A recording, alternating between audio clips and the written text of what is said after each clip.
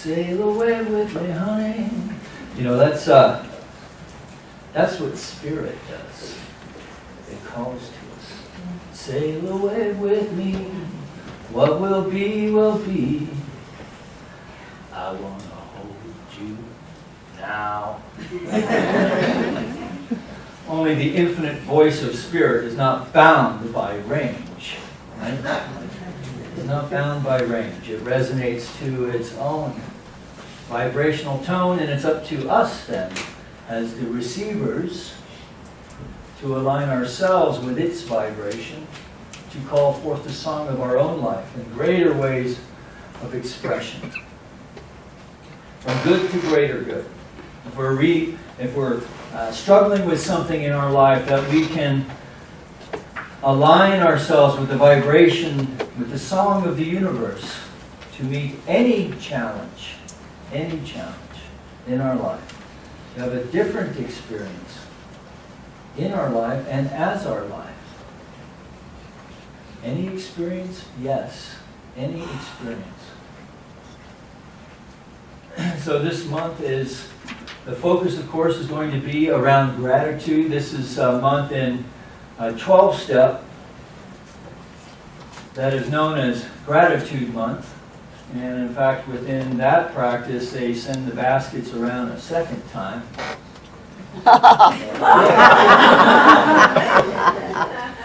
We won't be doing that.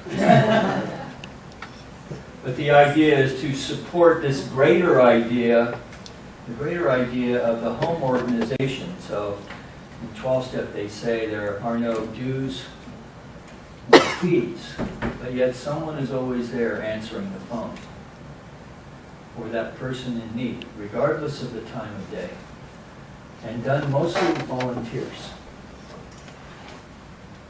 So in that way, it is its own spiritual community.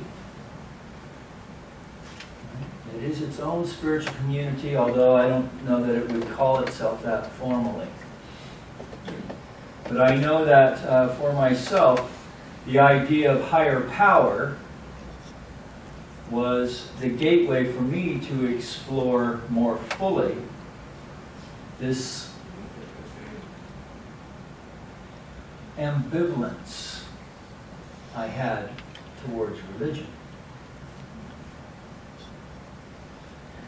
So I've been kind of pondering what that means, as I'm likely to do, and in reading the Living the Science of Mind, which is one of our books many books that we have available to us, that Ernest Holmes observed that there are 3 classifications to knowledge, 3 classifications to how we know the world. So one of them, of course, is religion. Religion being any man or woman's belief about his relationship to the invisible universe, or a man's idea of God or ultimate reality. 2, philosophy. Philosophy being that the opinions one holds about the world, about life, about reality. And then finally, science, being the organized knowledge of natural law and its application to life. So 3 classifications: science, philosophy, and religion. So, science, the organized knowledge of the natural law and its application to life. So now, here we find ourselves in these interesting times with speaking to this idea of knowledge, that we find ourselves in the modern world being really kind of awash in a sea of materialism.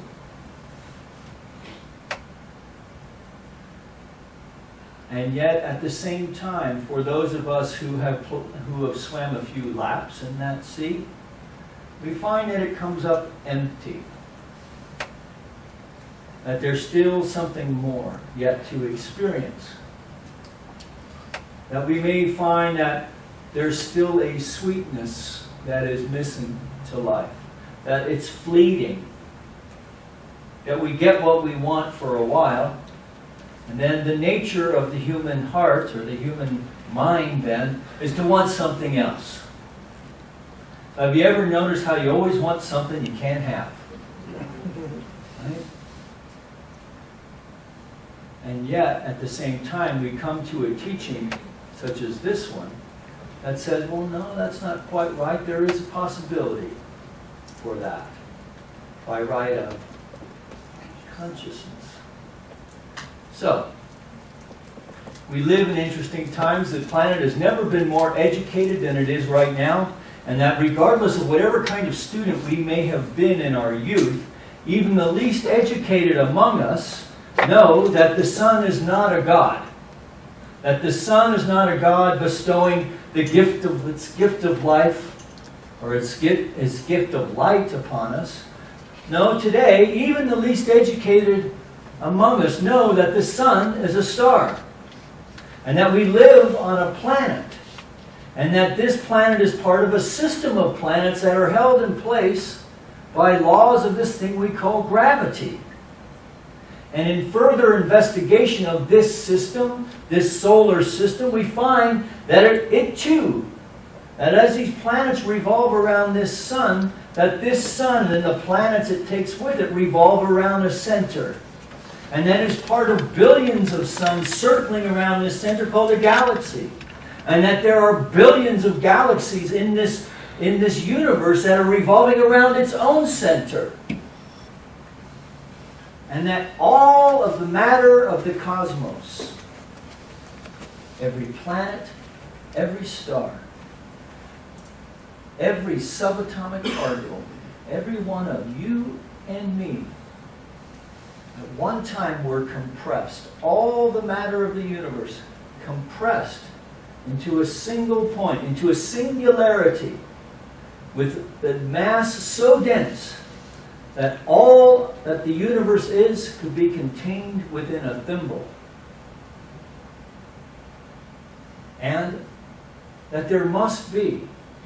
Scientists looked at this and looked at the nature of the law of celestial mechanics and said, well, this is the way that we see the outer world. We got better and better telescopes. We found ways of measuring the universe that brought us to a deeper understanding of how that outer world works. And if that's the way it works out there, then it must work like that at the atomic level. Right? That protons and neutrons are circled by electrons, and you know, they started doing the calculations, and you know what? It didn't work. It didn't work. Einstein went cuckoo for Cocoa Puffs, trying to figure out the unified field theory. And in fact, with all of his greatness and the genius within his field of relativity, that sparked a whole revolution of thought. Him and others, Max Planck and others. Right? And yet, it seems like, intuitively, so above, so below. It should be a reflection of the celestial world.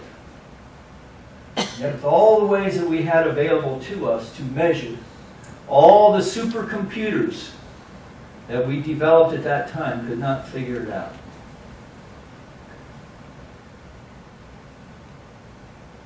So, as knowledge unfolds and more is revealed, and as we grow in our creativity and our capacity to build better machines with which to measure, we come to not first theorize and then detect the evidence of something so much greater than we thought was at work. That we have now built these gigantic super colliders, one proton spinning one way, a proton spinning the other way, until at last, bam, they hit with this gigantic blast where particles are live and die in nanoseconds, if you like. And they detect things, such dynamic qualities as the idea that two particles can exist the same particle can exist simultaneously, at once. What? They have even now discovered the roots of what would be called a transporter beam. Now, we're talking about small particles. This is how far we've come in the realm of thought. Now, Holmes spoke to this idea that there are two kinds of scientists. There's the realist and there's the idealist. The realist, the materialist or the idealist. The materialist looks out in the world and sees intelligence. In fact, both types of scientists see intelligence and expression. And yet, the materialist says, when you die, you're dead. Lights out, game's over. Hope you had a good ride. The idealist looks at these mysteries in the universe and comes to see that there is an intelligence at work here that is conscious in nature. In fact, many physicists are now saying that matter as expressed on these lower levels is an expression of consciousness. That in fact, the consciousness of the observer affects the outcome of the experiment. Now, I have to point out that there are other physicists who don't hold that interpretation. I just find it interesting that there's this vast group of people. You know, we're training to see the world scientifically. We're training to see the world in that which we can quantify and qualify. And yet many of us have been raised to believe that people can be raised from the dead or walk on water. Right? And so how do we make the way that we have been trained fit with this religious teaching that we have been taught? I'm asking, how do we do that? No. I have the answer. Okay? Ernest Holmes looked around and saw the same thing. And he recognized and he called it religious science. Now remember, science is something that can be demonstrated and is verifiable and is universal in nature. And so, it's either consciousness or no consciousness. If it's consciousness, then that infers that there are forces at work that we are just beginning to play with. And that all of the avatars and teachers of spirituality were not wrong. That they intuitively had it right when they discovered that there was power in the nature of prayer. Now we, as modern people, have to find a way to make that fit within the scientific mind in which we have been trained. And this is always the challenge. Because we come here and we hear that there's a law, and we go, yay! That it's not subject to precedent. Yay! That whatever misdeeds that I have had were simply an error of thought. That I'm not being judged by some supreme overlord. That there's no cosmic scorekeeper, but that I am part of a creative process that's continually unfolding, and that my consciousness is a reflection of that greater consciousness, and we say, yay!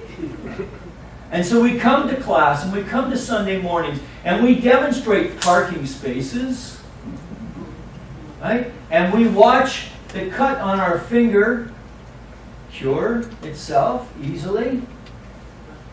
We might even demonstrate a new job. Or the inverse. We do the work. I'm treating every day. I'm meditating. I'm a good person. How did I create this health challenge in my life? How come I'm not rich yet? That was one of the things that always got me when I came here some years ago, and I heard people saying, I am wealthy beyond measure. Right? And then they get into their little smoke chugger in the parking lot, chug, chug, chug, chug, chug, chug away in their little Alki-mobile, right? And the frustration. I get that. How do we square that? The scientific mind. The scientific mind. The idea of religion.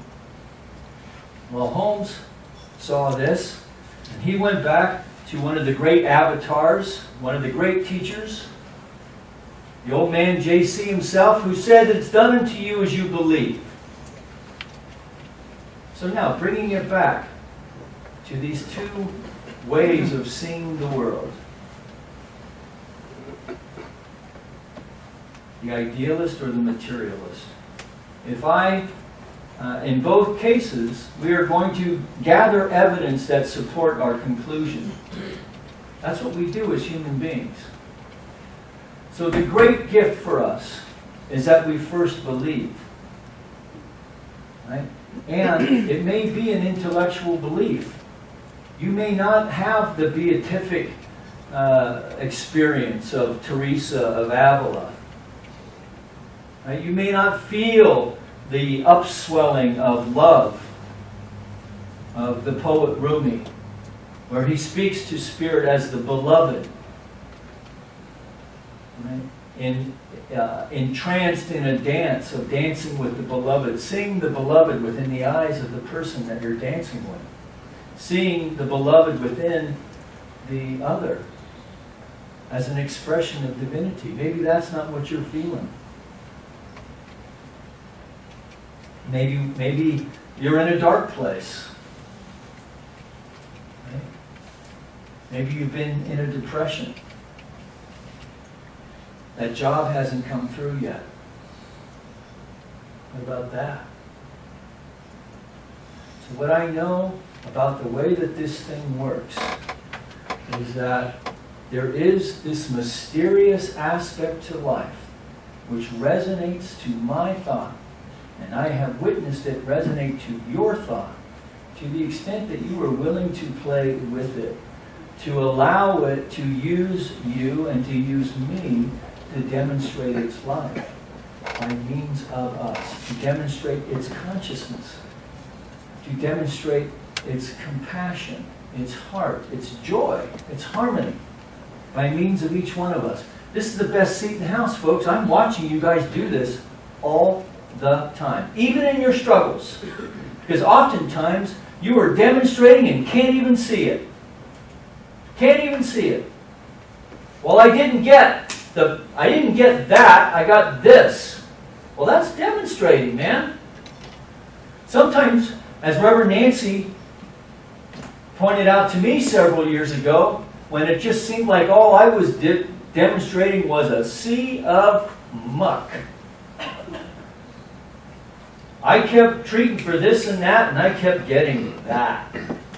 And what she told me, and I'm going to offer this up to you, because it was key to me. She goes, you know, the truth is you have the power to demonstrate. You're just demonstrating muck.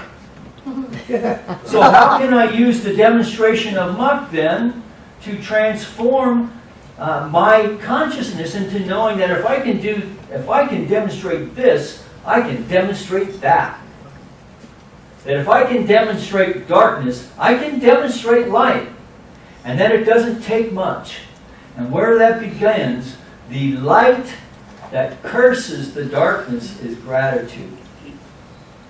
Now gratitude, I'm bringing that up because gratitude in the beginning can be an intellectual exercise.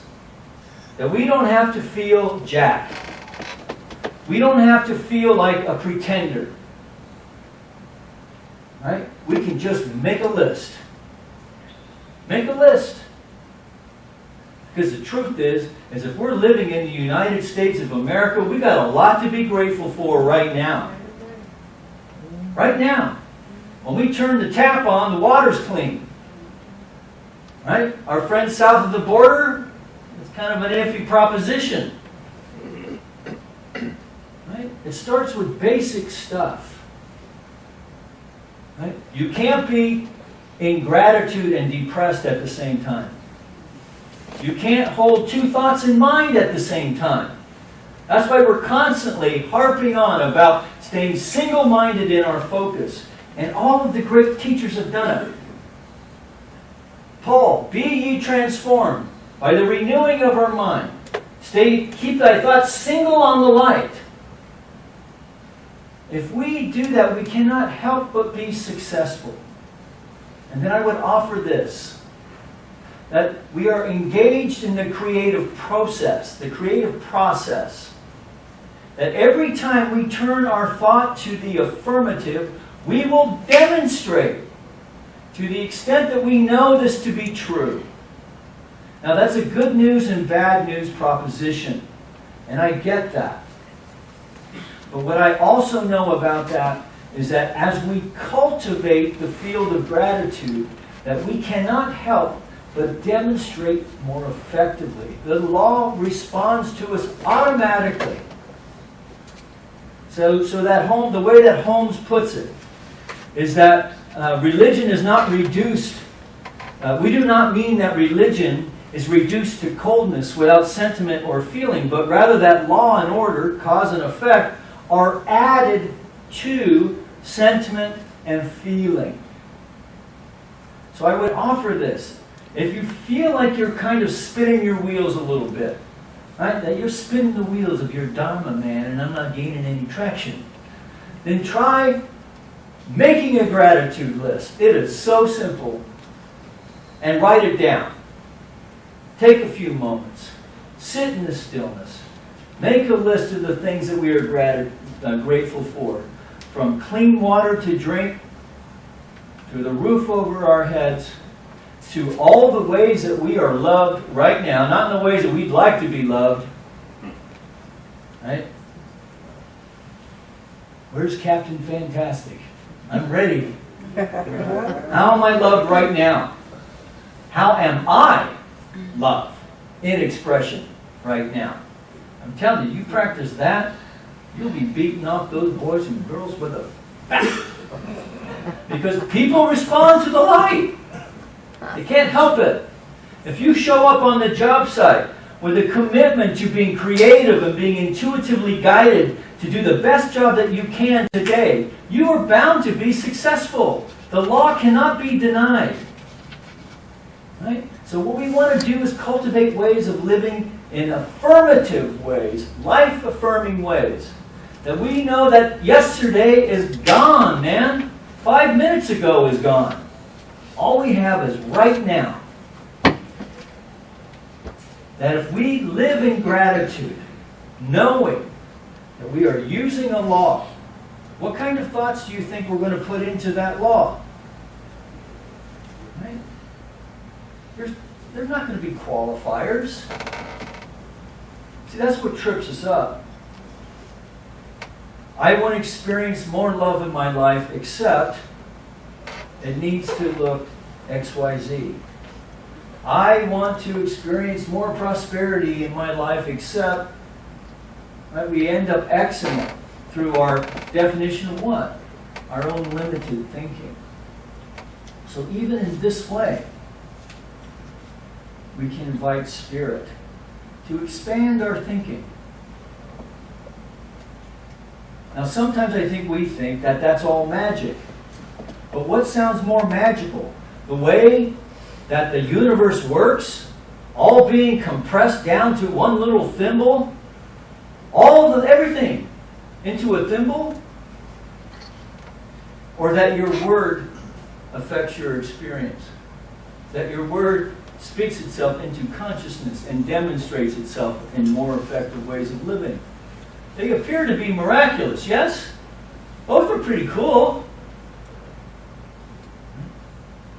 So, use the 1 minute miracle. Use this month to express gratitude.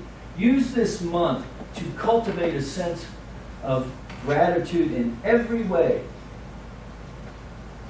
Right? So in, 3-4 weeks, we're going to be having a national holiday that honors a consciousness of Thanksgiving. So let's do the work now to experience on that day a sense of deep joy and appreciation and gratitude of knowing that we can come to places like this and consider these ideas and know that in consciousness we're lifting the whole thing. That in consciousness all boats are raised. So I kind of rambled a little bit. Let's call our musicians up. I want you to consider this today. How can I,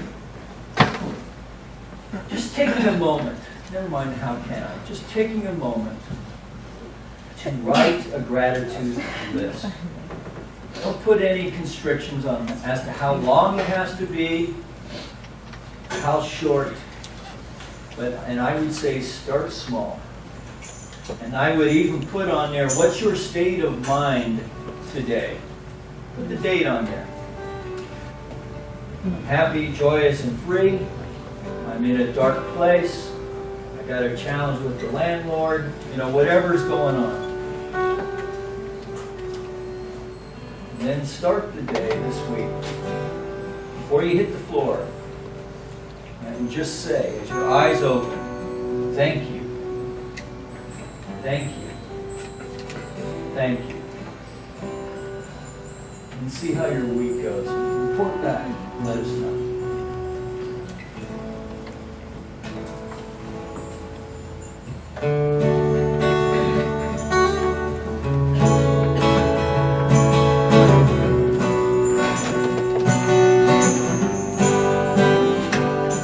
The weight of the world bears down so strong, we need footprints on the street. And there's too many miles to face without a few more hours of sleep. The storm clouds overhead won't shed any rain to quench your thirst. I wanna be the one you reach for first. When your faith is stretched so thin, you can see right through your soul. You can't find a nickel to buy a smile, cause your pocket's full of holes. You wanna shut the door and hide before the day could get much worse. I wanna be the one you reach for first. So fall into me. My arms are wide open. You don't have to say a word, cause I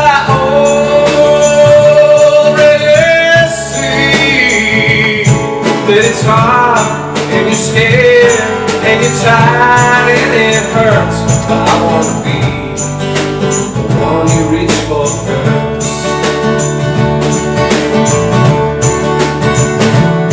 I wanna be the bottle that you've been drinking with your eyes, or the road you run away on, you've been running all your life, or the third broke that you last knew as a child in church. I wanna be the one that you run to first. Yeah, so hold it to me. My arms are wide open. You don't have to say a word, cause I already see that it's hard, and you're scared, and you're tired, and it hurts. I wanna be the one you reach for first. Before you turn the key, before you fall asleep, before you drift away to fight those demons in your dreams, before you open your arms, before you reach for the sky, before you search for direction to all your answers why, just fall into me. My arms are wide open. You don't have to say a word, cause I already see that it's hard, and you're scared, and you're tired, and it hurts, but you won't be for long. If it's me you think of first, I won't be the one you reach for first.